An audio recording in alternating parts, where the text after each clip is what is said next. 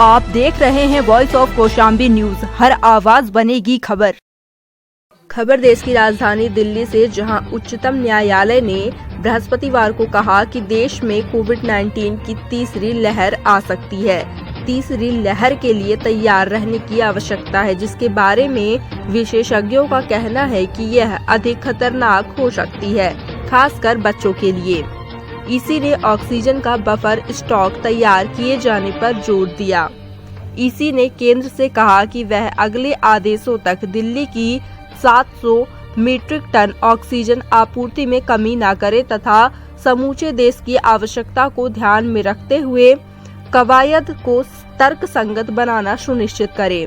शीर्ष अदालत ने कहा कि कोविड-19 रोगियों के उपचार के प्रयासों के बावजूद दिल्ली में लोग मर रहे हैं और इस बात से इनकार नहीं किया जा सकता कि अनेक लोगों की मौत प्राणवायु ऑक्सीजन की कमी की वजह से हुई है।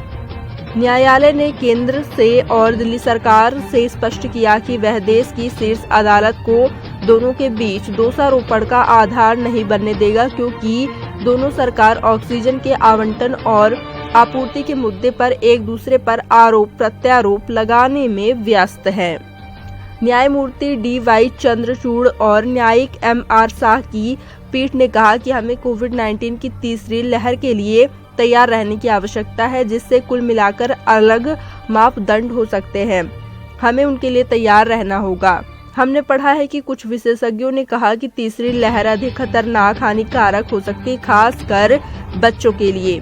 पीठ ने कहा, हम मानते हैं कि बड़ों की तुलना में बच्चों में बीमारी से उबरने की अधिक क्षमता है, लेकिन हमें यह भी विचार करना होगा कि वह स्वयं अस्पताल नहीं जाएंगे और यदि उनके माता पिता उन्हें ले जाएंगे तो उनके लिए जोखिम उत्पन्न होगा। न्यायालय ने केंद्र की ओर से पेश सॉलिसिटर जनरल तुषार मेहता और दिल्ली सरकार की ओर से पेश वरिष्ठ अधिवक्ता राहुल मेहरा को चेतावनी दी कि देश की शीर्ष संवैधानिक अदालत होने के नाते उच्चतम न्यायालय खुद को आरोप प्रत्यारोप का केंद्र नहीं बनने देगा।